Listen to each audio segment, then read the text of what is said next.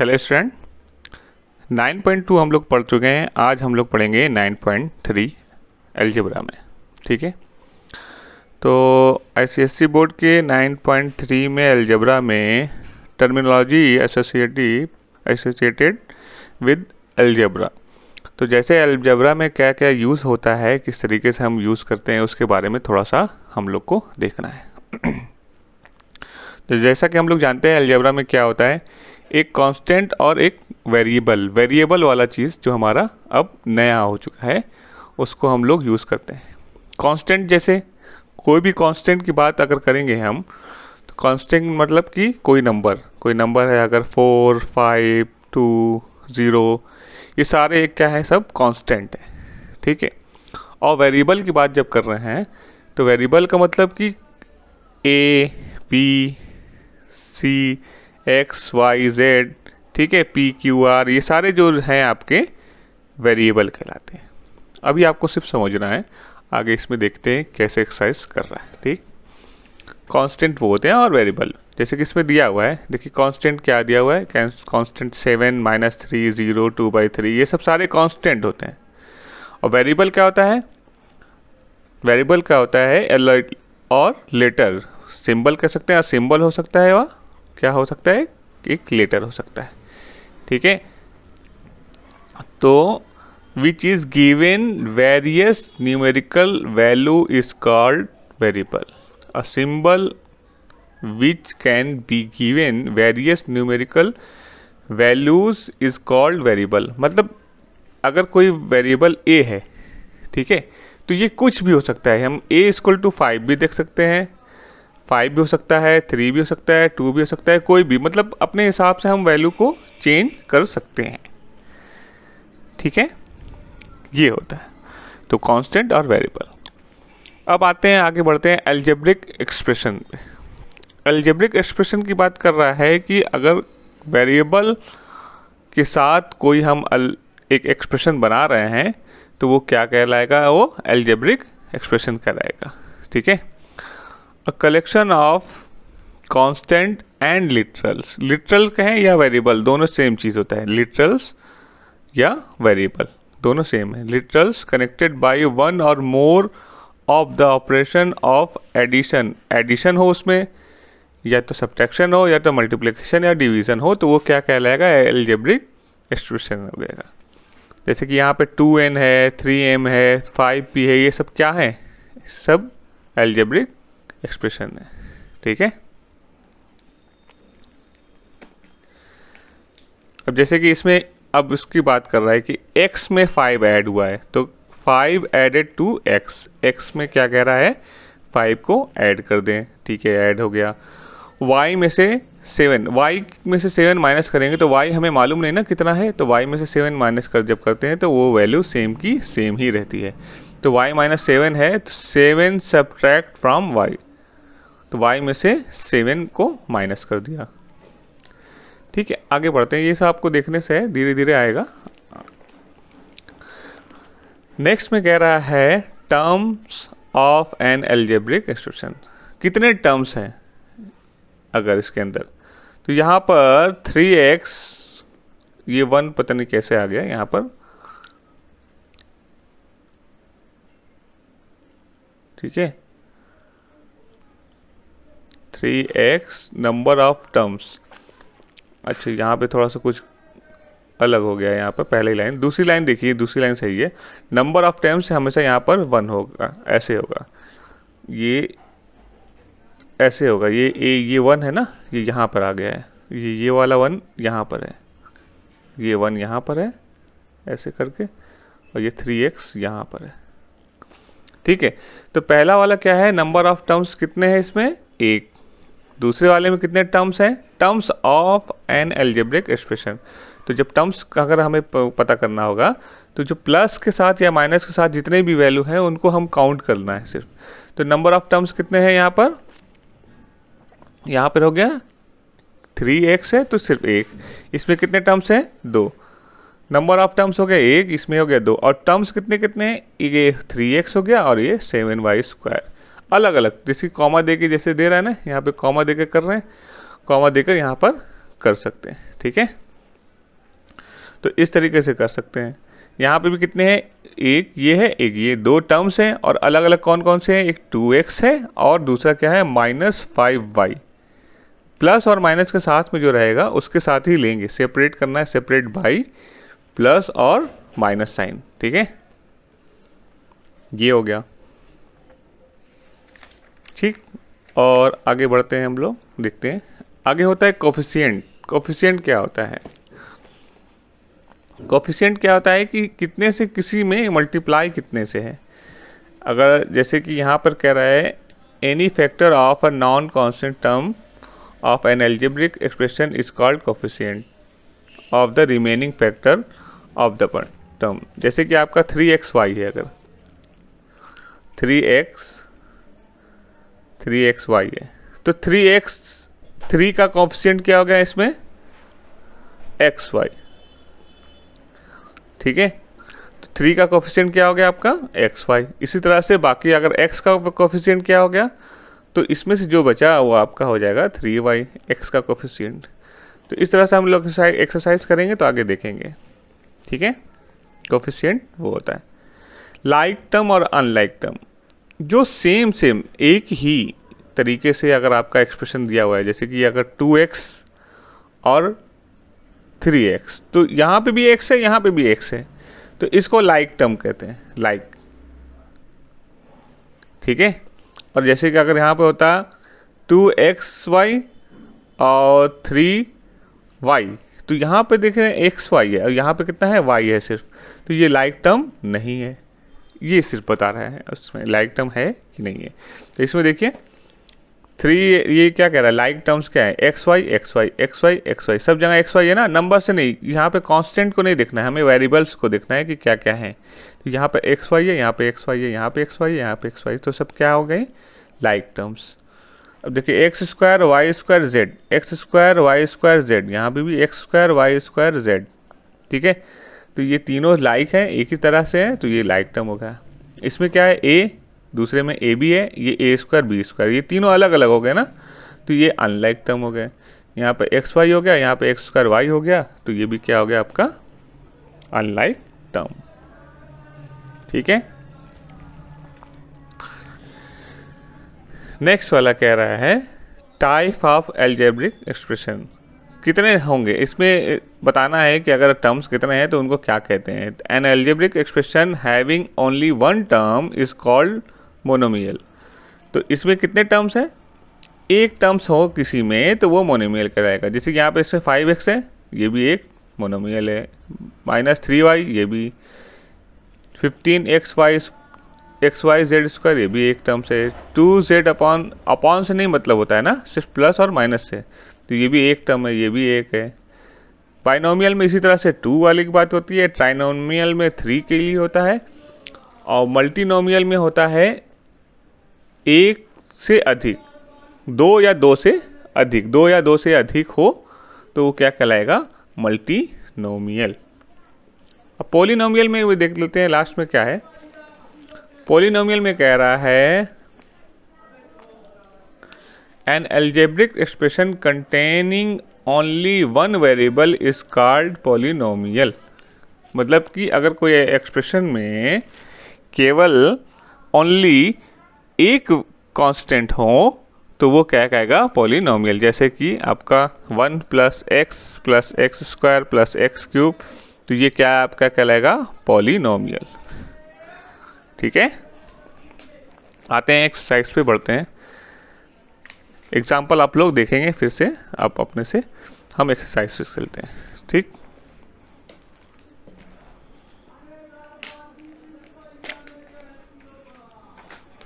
Exercise में 9.3 में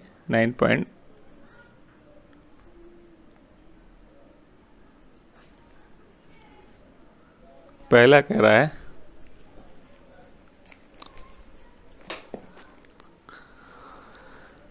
first कह रहा है, क्या कह रहा है, right all the terms of each of following algebraic expression.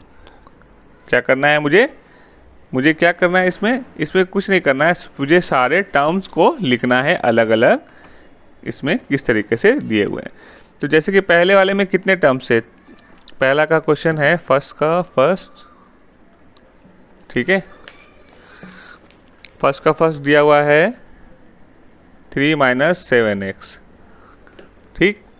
अब इसमें कह रहा है अलग अलग करना है, तो किसमें हो गया 3 और माइनस 7x, दो पार्ट हैं, एक ये और ये माइनस के साथ एक ये वाला, तो अलग अलग टर्म्स लिख दिया मैंने, ठीक है। नेक्स्ट वाला कह रहा है, नेक्स्ट वाला कह रहा है 2 माइनस 5a प्लस 3/2b। अब इसमें कह रहा है कितने अलग अलग करना है, तो 2 माइनस 5a 3/2b। तो इसमें अलग अलग कर दिया, तो हमने क्या किया, एक 2 हो गया, एक 5a हो गया और 3b हो गया, तो ये तीन अलग अलग टर्म्स हो गए।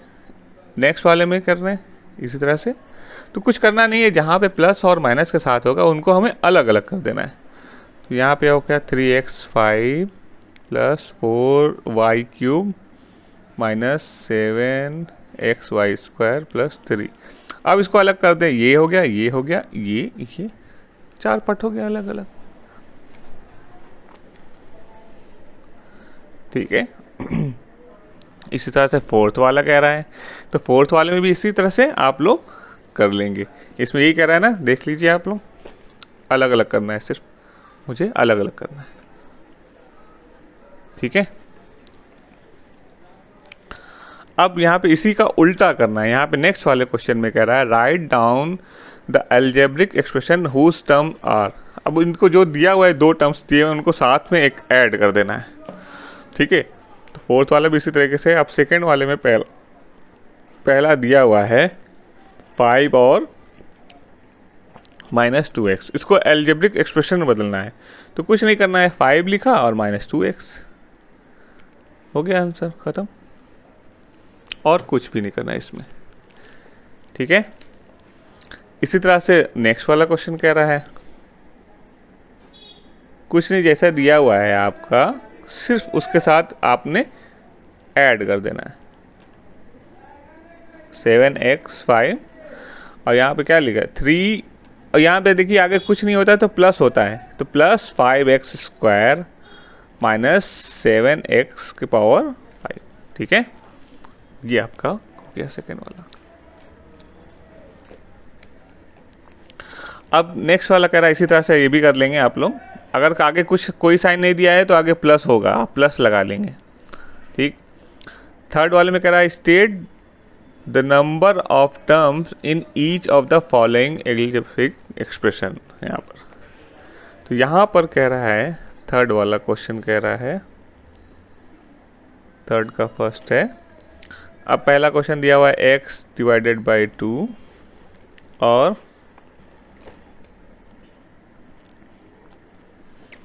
प्लस y माइनस 3, तो यहाँ पे कह रहा है कि नंबर ऑफ टर्म्स कितने हैं, तो नंबर ऑफ टर्म्स कितने हैं ये बताने को कह रहा है, टर्म्स।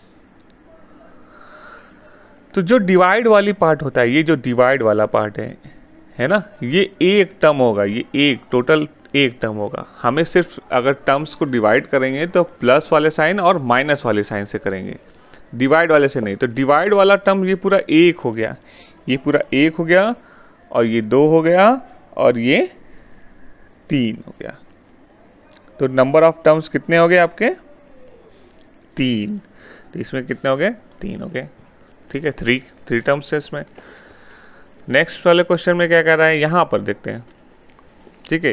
तो डिवाइड वाला पार्ट है, सेकेंड है, इसमें 2x प्लस y माइनस 3/5 दिया हुआ है, तो इसको ना इस तरह से लिख सकते हैं 2x/5, अलग अलग कर दें y/5 और 3/5। अब कितने टर्म्स हैं 1 2, सॉरी यहाँ माइनस है, और ये 3, टोटल कितने टर्म्स हो गए, टर्म्स हो गए आपके 3, ठीक है। ये ध्यान रखेंगे, ये जो डिवाइड दिया हुआ है इसको अलग अलग कर सकते हैं, अलग अलग कर दिया उसके बाद हमने करा, ठीक। नेक्स्ट है 5 इंटू ए बी -7। तो ये 5 इंटू ए बी है ना, तो इंटू वाला और डिवाइड वाला सब एक साथ होता है। ये एक टर्म हो गया, एक ये हो गया, एक ये, इसमें कितने हो गए टर्म्स? 2 हो गए। आप लोग सही से इसको पेयर करेंगे अच्छी तरीके से, ठीक है। फोर्थ वाला कह रहा है 7a 7 into A plus B divided by 3 minus C plus 5। इसमें कितने हो गए? डिवाइड वाला एक ले लिया इसको, ये एक हो गया, ये डिवाइड वाला मल्टीप्लाई वाला एक हो गया, डिवाइड वाला एक हो गया, ये 2, ये 3। 1 2 3 4 टोटल कितने हो गए? 1 2 3 4। तो कितने टर्म्स हो गए इसमें? इसमें टर्म्स हो गए 4 नंबर ऑफ टर्म्स, ठीक है। इस तरीके से करेंगे। अब देखिए यहाँ पे identify monomial, binomial, trinomial from the following algebraic expression. इसमें बताना है कितने टर्म्स के, अगर एक टर्म्स है तो वो क्या कहलाएगा? मोनोमियल, दूसरा बाइनोमियल, ट्राइनोमियल, ठीक है। 3 है तो ट्राइनोमियल। ये तो पहला क्या है? फर्स्ट x² 2y², तो 1 और 2, ये तो क्या हो जाएगा? Binomial. 1 2 3 trinomial, 1 2 binomial, monomial, binomial, monomial. यहाँ पे देखें 1 2 3 और ये 4 हो गया ना, टोटल क्या हो गया? 4 हो गया, तो ये मल्टीनोमियल हो गया ना, ठीक। और यहाँ पर क्या हो गया? ये पूरा एक साथ है, यहाँ पे बीच में एक ही है, तो ये क्या हो जाएगा आपका? मोनोमियल। ये वाला देखते हैं 9th वाले क्वेश्चन में क्या कह रहा है कि हमने देखा कभी पॉलिनोमियल हम लोग ने पढ़ा था ना, पॉलिनोमियल में क्या कहा था कि अगर किसी अलजेब्रिक एक्सप्रेशन में सिर्फ एक कांस्टेंट हो तो वो क्या कहलाता है? आपका पॉलिनोमियल कहलाता है, ठीक है। तो यहाँ पे कितने, यहाँ पे कांस्टेंट कितने हैं? सिर्फ एक है, 1 है ना, और ये देखिए आगे सब सारे वेरिएबल हैं। तो इस 9th वाला जो क्वेश्चन है वो आपका क्या कहलाएगा? पॉलिनोमियल, ठीक है। अब इसमें ये 10th वाला देखा तो x डिवाइडेड बाई 5 और y डिवाइडेड बाई 3, तो ये 1 हो गया और ये 1 2 हो गया, ठीक है। तो बाइनोमियल हो गया। ये पूरा मल्टीप्लाई है, पूरा एक ही है, तो ये मोनोमियल हो गया, ठीक है। ये 1, ये 2, ये 3, ये ट्राइनोमियल हो गया। डिवाइड वाला एक साथ कर दिया, मल्टीप्लाई वाला एक साथ कर दिया, ठीक है। नेक्स्ट वाला क्वेश्चन करा 5th वाले क्वेश्चन में write down the numerical as well as literal coefficient. Literal मतलब वही वेरिएबल्स की बात कर रहा है, ठीक है। तो यहाँ पर 5th वाले में कह रहा है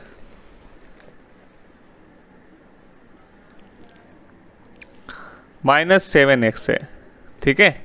तो लिटरल कोफिशिएंट हमें लिखना है और न्यूमेरिकल दोनों, ठीक है। तो पहले हम लिखते हैं लिटरल,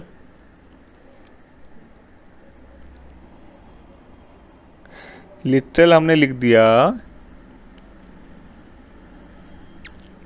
कोफिशिएंट लिख दिया, तो क्या हो जाएगा? इसमें से जो वेरिएबल को छोड़ देते हैं तो जो बचता है वो क्या कहलाता है? लिटरल कहलाता है। सॉरी, क्या कर दिया मैंने? ये लिटरल का मतलब हो गया आपका x हो गया, और यहाँ पर कांस्टेंट की बात करेंगे तो न्यूमेरिकल करेंगे या तो कांस्टेंट, तो न्यूमेरिकल क्या हो जाएगा? न्यूमेरिकल हो जाएगा आपका जो वेरिएबल को छोड़ के जो बचा हुआ है। तो यहाँ पे वेरिएबल को छोड़ के क्या बचा हुआ है? वो -7। लिटरल किया चाहे वेरिएबल है, और न्यूमेरिकल कोफिशिएंट की बात कर रहे हैं तो वो कांस्टेंट की बात कर रहे हैं। तो न्यूमेरिकल कोफिशिएंट क्या होगा इसमें? -7। इसी तरह से इसमें आगे बढ़े, नेक्स्ट वाला क्या दिया हुआ है? इसमें क्या है? माइनस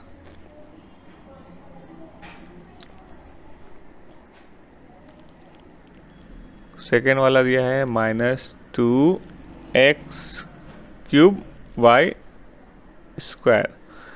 तो लिटरल कोफिशिएंट क्या हो गया?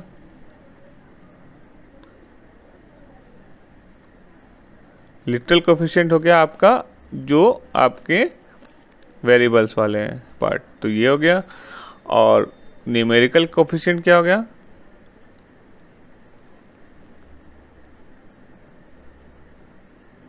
हो गया -2, ये हो गया आपका। तो इसमें यही कह रहा है, आपको ये देख के बताना है। और इसमें क्या होगा, 6 हो जाएगा और इसमें ABCD² हो जाएगा। 6 वाला करते हैं, 7वां वाला क्वेश्चन करते हैं, देखते हैं। 6 क्वेश्चन में कह रहा है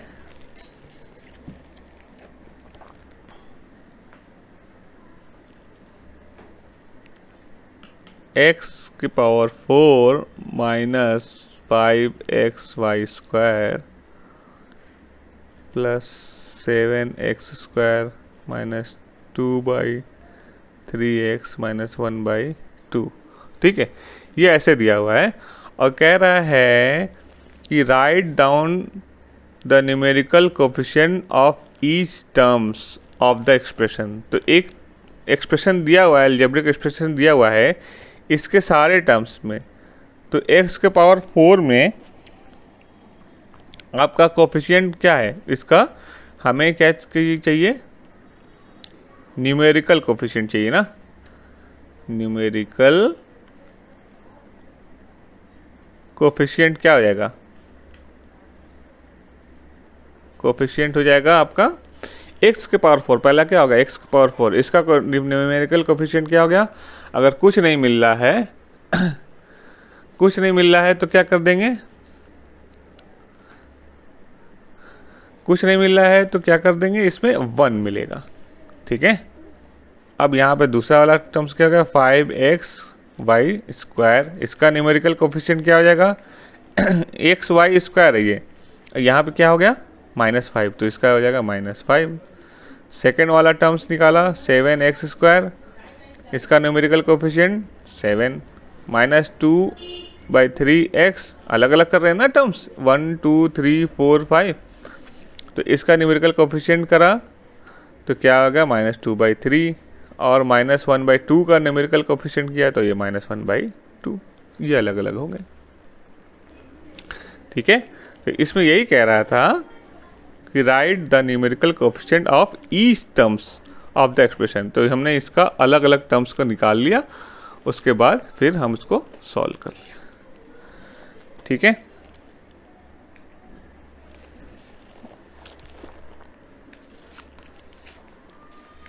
आगे बढ़ते हैं। 7th वाला क्वेश्चन कह रहा है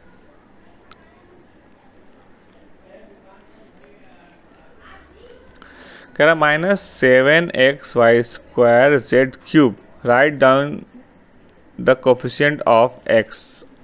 ठीक है, इसमें एक क्वेश्चन दिया हुआ है -7xy²z³। तो अब इसमें पहला कह रहा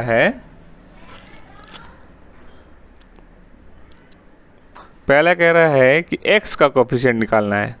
ठीक है, तो यहाँ पर लिख सकते हैं, ऐसे लिख देते हैं, कोफिशिएंट ऑफ x। अब x का कोफिशिएंट निकालना है, मतलब x को छोड़कर जितना बचा हुआ है वो सारा लिख देंगे तब। तो क्या बचा हुआ है, 7 -7 बचा, y² और z³। ठीक है, सेकेंड वाला कह रहा है कोफिशिएंट ऑफ, सेकेंड वाला कह रहा है 7x का निकालना है। तो 7x को, इसमें से 7x को छोड़ के जितना बचा वो सारा लिख देंगे। तो 7x को छोड़कर क्या बचा, माइनस बचा, y² और z³। 7x हटा दिया तो क्या बचा, -y², ये y² है ना, y² z³। थर्ड वाला में देखते हैं। अब इसमें कह रहा है कोफिशिएंट ऑफ x -xy²। तो -xy², तो पहले माइनस हटा दिया, x हटा दिया, y², तो क्या बचा 7z³। तो इसमें यही बचा। ठीक है, फोर्थ वाला कह रहे हैं कोफिशिएंट ऑफ एक्स वाई। अब यहाँ पे थोड़ा सा ध्यान दें, एक्स वाई हटा दिया तो यहाँ पर पहले -7 रहेगा, एक एक्स गायब हो गया। अब यहाँ पे देखते हैं एक्स, यहाँ पर कितना वाई है, एक, यहाँ पे कितने हैं, 2 है, यहाँ पे 2 है, यहाँ पे 1 है। तो इस 2y में से एक y माइनस करेंगे, तो एक y माइनस करें तो एक y बचा ना, तो एक y यहाँ पर ऐसे बच जाएगा और z क्यूब, क्योंकि इसमें से कितना हटाना है, मुझे एक y हटाना है ना, तो मैंने x तो हटा दिया पूरा, मगर y हमें हटाना है एक, तो एक हटाया तो एक बचा, तो -7yz क्यूब बचा। ठीक है, coefficient of z cube, z cube क्यों कह रहा है, तो -7xy²। ठीक है, अब यहां पर क्या कह रहा है, कोफिशिएंट ऑफ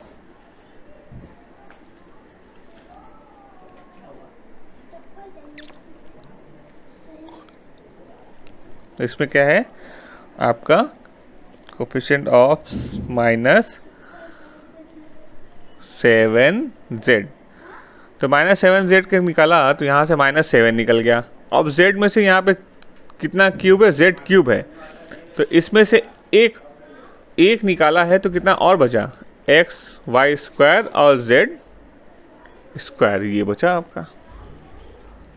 ठीक है, -7z, तो क्यूब वाला, क्यूब में से एक गया तो 2 बचा है इसमें। ठीक है, तो इस तरह से आप लोग और भी क्वेश्चन करेंगे। 8th वाला क्वेश्चन हम लोग आगे देखते हैं, ये थोड़ा सा क्वेश्चन अच्छा है, ट्रू फॉल्स की बात कर रहा है। तो ट्रू फॉल्स की बात कर रहा है, तो इसमें ध्यान दें। अब क्या कह रहा है, if 5 is constant and y is variable then 5y and 5 + y are variable.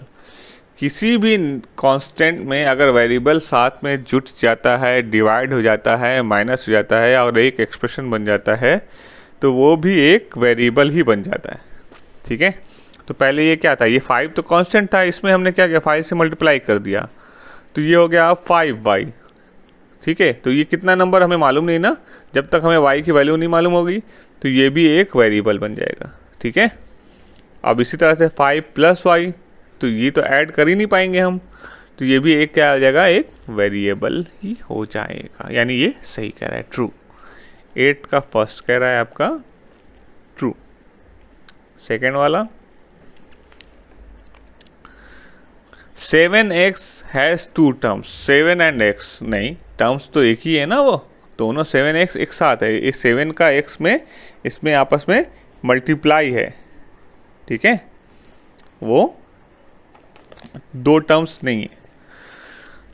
Third वाला कह रहा है 5 + xy इज ट्राइनोमियल, नहीं, इसमें तो एक है, ये एक टर्म हो गया और xy 2 हो गए, 1 और 2 टर्म्स है, 2 टर्म्स है तो ट्राइनोमियल नहीं बाइनोमियल होता है। ठीक है, 6 वाला कह रहा है, इसमें 6 वाला कह रहा है कि 7a - b × bc is binomial. किसी भी दो, कोई अगर वेरिएबल है आपस में मल्टीप्लाई होता है, मल्टीप्लाई में है, तो वो पूरा उसको एक मानते हैं, 1 मानते हैं, तो ये एक है टोटल, 7a × bc ये पूरा एक है, तो ये बाइनोमियल नहीं है, ये मोनोमियल है, सिंगल है, एक है, तो ये आपका ये भी फॉल्स है। ठीक है, इसमें कह रहा है कि 7x³ 2y² और +3x - 5 is a polynomial. Polynomial मतलब, अब पॉलिनोमियल में हमने जैसे पढ़ा था कि अगर कोई सिर्फ एक कांस्टेंट होंगे और बाकी सारे वेरिएबल होंगे तो वो पॉलिनोमियल कहलाएगा। तो इसमें कोई एक सिंगल कांस्टेंट है, हाँ है, देखिए -5 में किसी y से मल्टीप्लाई नहीं, तो इसमें ये कांस्टेंट है और बाकी सब xy हैं, तो ये क्या हो जाएगा आपका पॉलिनोमियल, यानी ये ट्रू कह रहा है। अब ये कह रहा है मल्टीनोमियल, तो 1 2 3 4, 3 के आगे जितने भी होंगे 2 या 2 से ज़्यादा होंगे तो सब क्या कहलाएंगे, multinomial.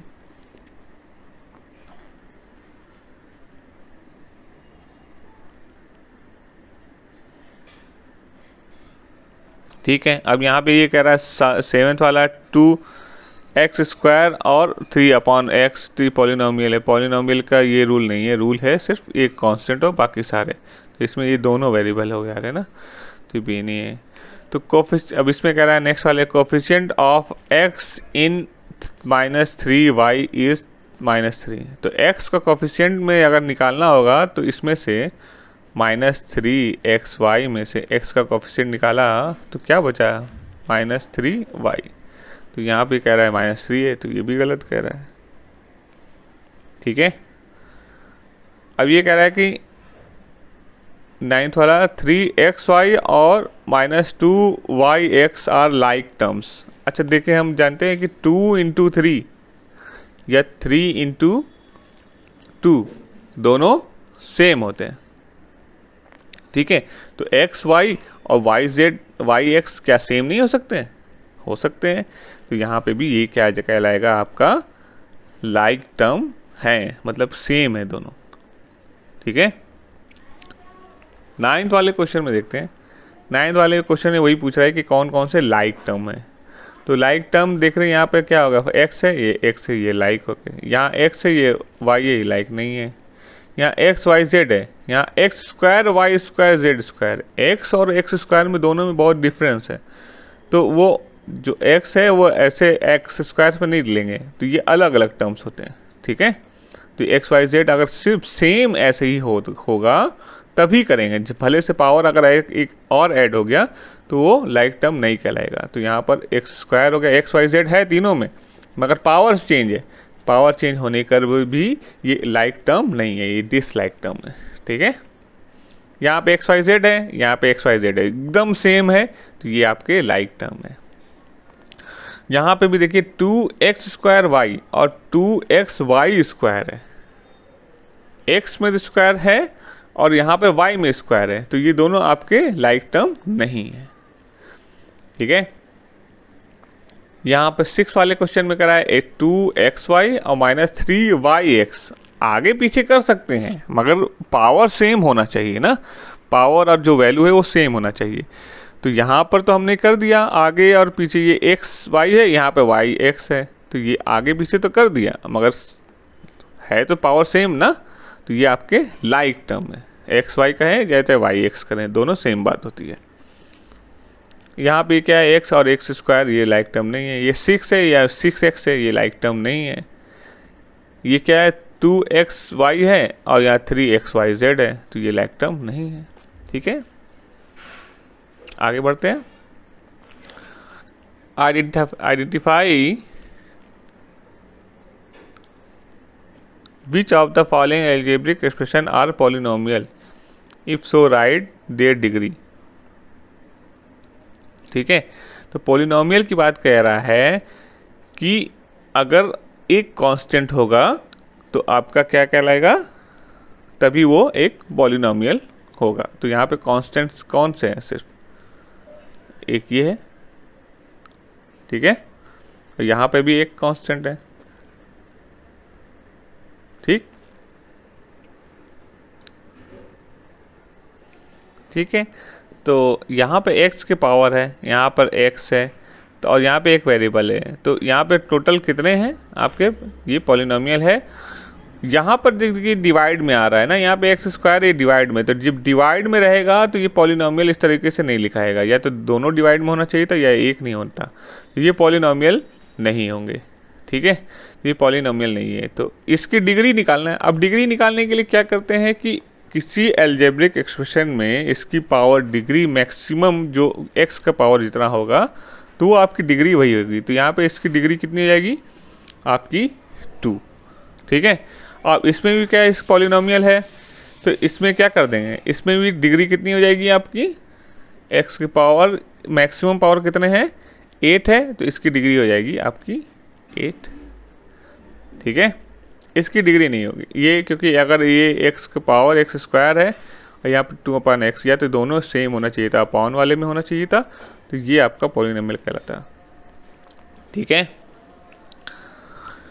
Which out of the following expression with number only. अब कह रहा है किसमें सिर्फ नंबर है, वेरिएबल नहीं है, तो वेरिएबल जैसे ही आएगा तो समझिए वो नंबर नहीं हो सकता।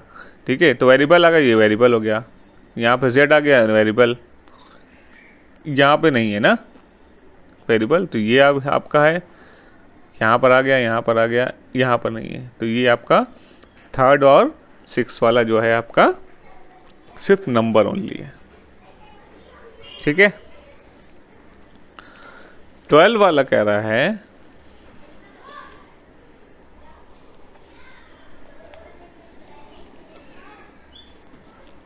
में कह रहा है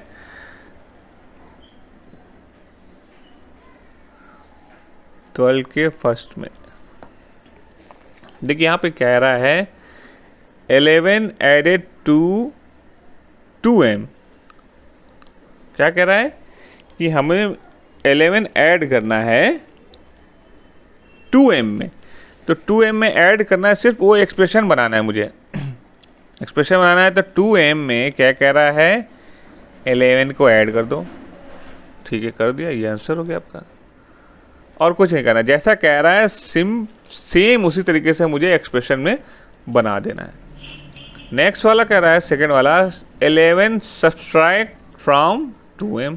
अब इसमें से क्या करना है, पहले तो हमने ऐड किया, नेक्स्ट वाला कह रहा है उसमें से माइनस कर दें, तो 2m माइनस 11। ठीक, थर्ड वाला क्या है 3 एडेड टू 5 टाइम y, मतलब कि y का जो 5 टाइम है उसमें 3 ऐड कर दें, तो y का 5 टाइम क्या हो गया 5 इंटू वाई, मतलब या 5y, और उसमें 3 ऐड कर दिया। ठीक है, इसी तरह से आगे बढ़ते हैं।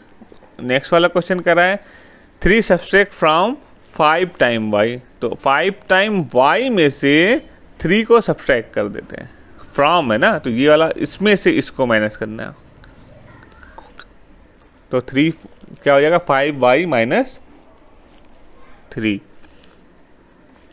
फिफ्थ वाले का कह रहा है कि y is multiple by -8 and then -5 is added to the result. तो y को कह रहा है, कौन सा था ये, फिफ्थ था। फोर्थ वाला भी सेम है, फोर्थ वाले में 5y -3। फिफ्थ वाले में कह रहा है कि y इज मल्टीप्लाइड बाई 8, तो 8 माइनस 8 y हो गया, मल्टीप्लाई कर दिया, और इसके रिजल्ट में जो आ रहा है उसमें 5 को ऐड कर दें, तो 5 ऐड कर दिया, बस और कुछ नहीं। 6 वाला क्वेश्चन देखते हैं।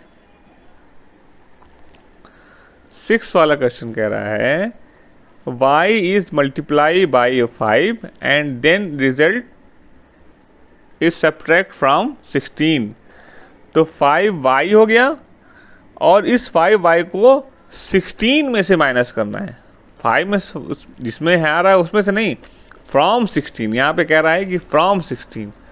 ठीक है, तो 16 में से हम इसको 5y को माइनस कर दिया। ठीक है, आगे बढ़ते हैं। नेक्स्ट में कह रहा है write the following mathematical form using sign and symbol, मतलब इसको उसी तरीके से बदलना है। 6 more than thrice a number x, तो कह रहा है कि इस x का 3 थ्राइज करने पर, 3 बार 3 थ्राइज करने पर x का थ्राइज किया तो क्या हो गया, कौन सा था ये आपका, ये आपका 13 का फर्स्ट, तो x का थ्राइज कर दिया, x का थ्राइज हो गया, और 6 मोर देन मतलब कि प्लस कर दिया, तो 3x प्लस 6 हो गया, बस और कुछ नहीं।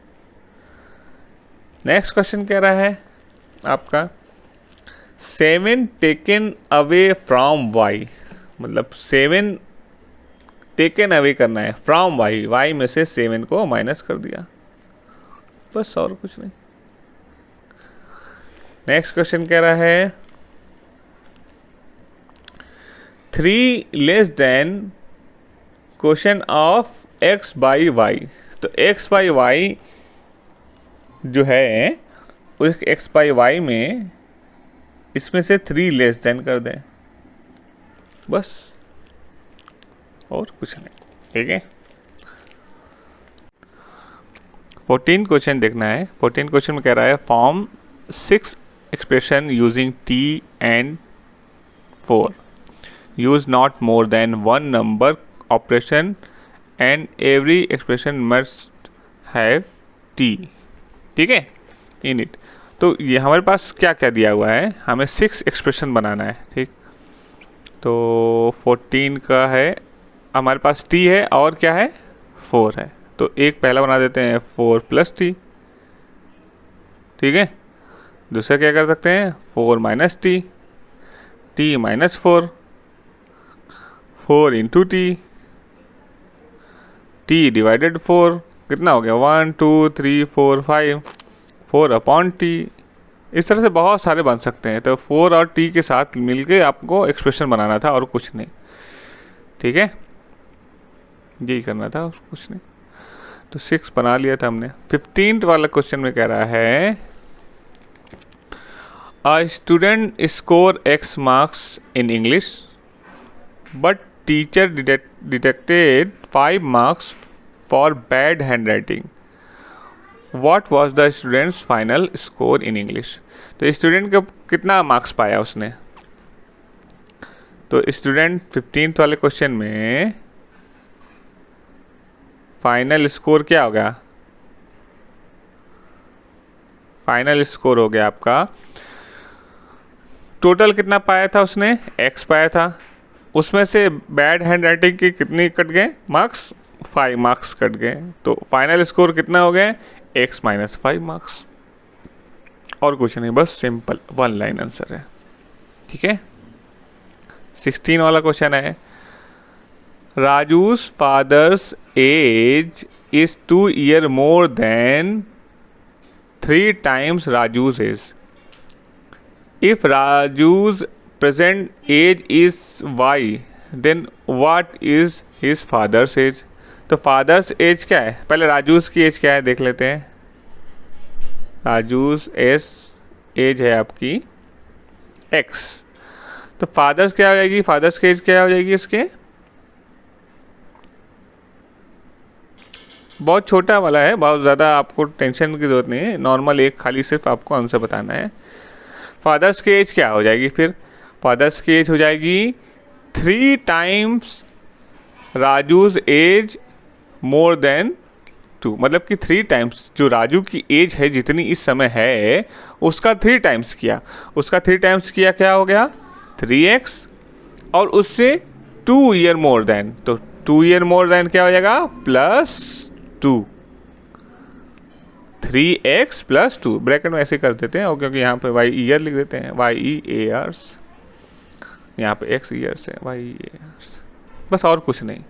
फिर से देख लेते हैं फादर्स के एज क्या बता रहा है, फादर्स के एज बता रहा है Raju's father's age is 2 years more than 3 times Raju's age, तो राजू की एज जितनी है उसका 3 टाइम्स कर दिया, उससे 2 मोर देन, तो प्लस 2 कर दिया। ठीक है,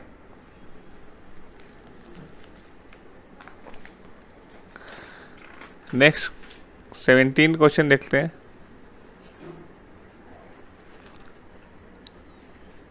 17 क्वेश्चन, 17 कह रहा है Mohini is x year old, express the following in algebraic form. तो हमें क्या करना है, इसको एल्जेब्रिक फॉर्म में बदलना है। तो मोहिनी एज कितनी है,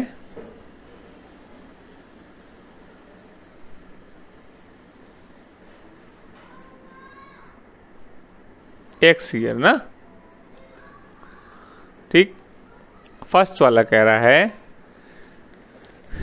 3 times Mohini's age next year, मतलब कि क्या कह रहा है, कह रहा है कि 3 टाइम्स मोर, तो 3 टाइम्स पहले कर दें तो मोहिनी की 3 टाइम्स क्या हो गई 3x, और नेक्स्ट ईयर की बात कर रहा है तो 3 नेक्स्ट ईयर की बात क्या हो जाएगी 3x प्लस 1 ईयर। ठीक है, बस और कुछ नहीं। जैसा कह रहा है सेम उसी तरह से कर देते हैं। यहाँ पे क्या कह रहा है, 4 time Mohini's as 3 year ago.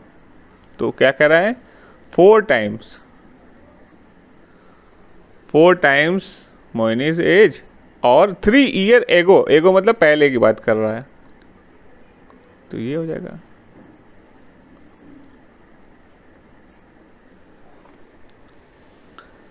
तो लास्ट वाला कह रहा है the present age of Mohini's uncle if his uncle 5 times as old as Mohini will be 2 year from now. मतलब कि मोहिनी की एज इसमें में जो है और 2 साल बाद जो होगी एज उसकी 5 टाइम्स है ना। मोहिनी की एज अभी कितनी है x, इसकी 2 साल बाद 2 ईयर्स बाद क्या हो जाएगी इसकी एज x+2। अब इसकी 5 टाइम्स इसके अंकल हैं, तो इसका मल्टीप्लाई कर दिया इससे 5 × x+2 ब्रैकेट में एक साथ कर दिया, तो मोहिनी हो जाएगी 2 साल बाद हो गई x+2 और इसका 5 टाइम्स है। ठीक है, 18 क्वेश्चन कह रहा है अ बस ट्रेवल्स एट v किमी/आवर। तो बस की स्पीड क्या दिया हुआ है, स्पीड v किमी/आवर। ठीक है, after the bus has travelled 5 hour Jaipur is still 20 किमी अवे। तो अगर हम डिस्टेंस निकालें, अगर 5 आवर में डिस्टेंस कितनी हो गई, डिस्टेंस निकालना है ना मुझे, तो डिस्टेंस इक्वल टू होता है स्पीड इनटू टाइम। ठीक है, स्पीड इनटू टाइम। तो आफ्टर 5 आवर क्या हो जाएगा,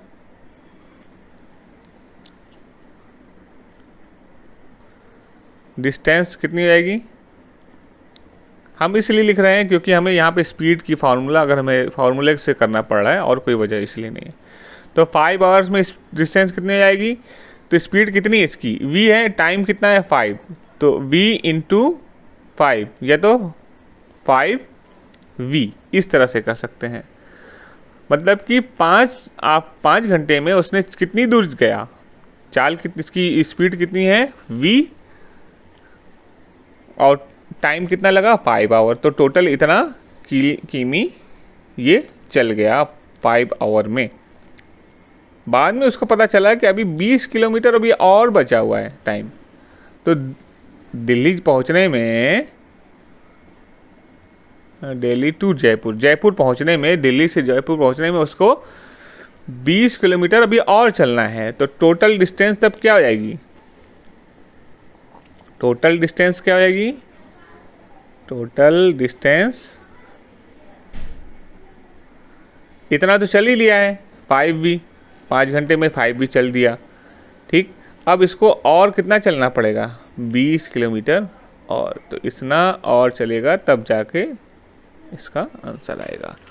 तो ये आपका टोटल आंसर हो गया। तो 18 क्वेश्चन ये हो गया। तो 39.3 में ये आपका एंड होता है और थोड़ा सा लेंदी एक्सरसाइज थी, तो आप लोग अच्छी तरीके से इसको ध्यान दें और अच्छी तरीके से करें और प्रैक्टिस ज़रूर करें, रिवाइज ज़रूर करें, तभी आपको हो पाएगा। ये नया चैप्टर है आप लोग का अलग से, क्योंकि 6 में अलजेब्रा स्टार्ट हुआ है, तो थोड़ी सी अगर प्रॉब्लम हो रही है तो आप लोग कमेंट बॉक्स में ज़रूर पूछें हैं मुझसे कोई क्या प्रॉब्लम हो रही है। और अभी के लिए करते हैं ये, और नेक्स्ट वाले में हम लोग 9.4 पढ़ेंगे। ठीक है, और चैनल को सब्सक्राइब ज़रूर कर लें। ठीक, थैंक यू।